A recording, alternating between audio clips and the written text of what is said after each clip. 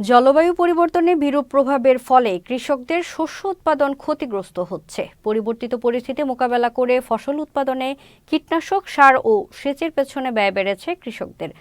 গবেষণা বলছে, আগামী দিনগুলোতে জলবায়ু পরিবর্তনের ধারা অব্যাহত থাকবে, আর এই পরিবর্তনের সাথে আমাদের কৃষি ব্যবস্থা ও খাদ্য নিরাপত্তা সম্পৃক্ত। কৃষকের শস্য ক্যালেন্ডারে হানা দিয়েছে এই জলবায়ু পরিবর্তন। পরিবর্তিত এই পরিস্থিতিতে খাপ খাইয়ে নিতে এখনই করণীয় নির্ধারণের তাগিদ গবেষকদের। রাজশাহী প্রতিনিধি রাজু আহমেদের প্রতিবেদনে বিস্তারিত।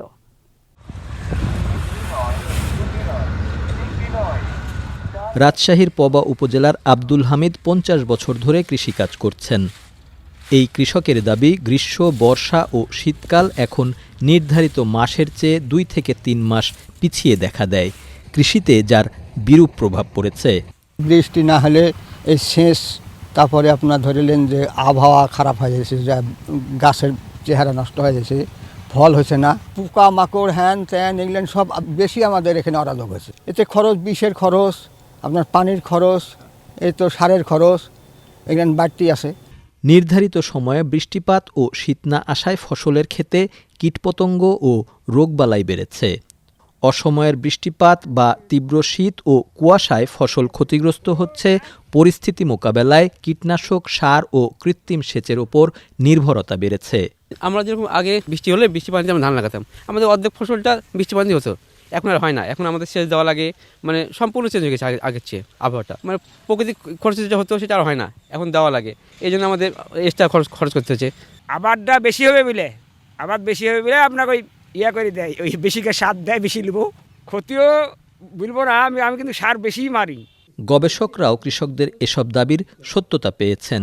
এল নিনো ও লা নিনার দ্বন্দ্বের প্রভাবে গ্রীষ্ম, বর্ষা ও শীতকাল ২ থেকে ৩ মাস পিছিয়ে গেছে। নাসার তৈরি গ্রাফে দেখা যাচ্ছে, প্যাসিফিক অঞ্চলে আগামীতে এই ধারা অব্যাহত থাকবে।